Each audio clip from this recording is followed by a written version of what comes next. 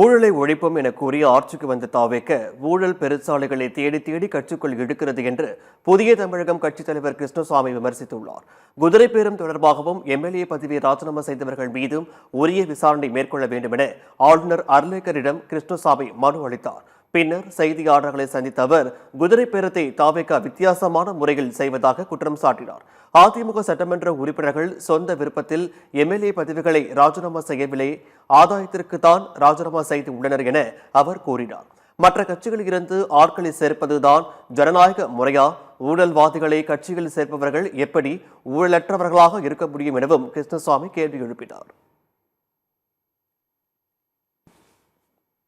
யாரெல்லாம் ஊழலில் அதிகமா இருக்கிறாங்களோ, பெரிய முக்கியமான விஷயம் தான் இவங்க ஊழல் ஒழிக்க போறதாக சொல்லித்தான் ஆட்சிக்கு வந்துக்கிறாங்க. சட்டமன்றத்தில் பேசுறாரு, எல்லா இடத்துலையும் பேசுறாரு. ஆனால் அங்க இப்பொழுது தமிழ்நாடு வெற்றி கழகத்துக்கு இழுக்கக்கூடிய பெரும்பாலான சட்டமன்ற உறுப்பினர்கள் அவர்கள் முன்னாள் அமைச்சர்களாக இருந்தவர்கள் அல்லது அவர்கள் மீது மிகப்பெரிய குற்றச்சாட்டுகள், பெரும்பெரிய ஊழல் பெருச்சாளிகள் தான் அவங்க தேடி தேடி பிடிச்சி எடுக்கிறாங்க.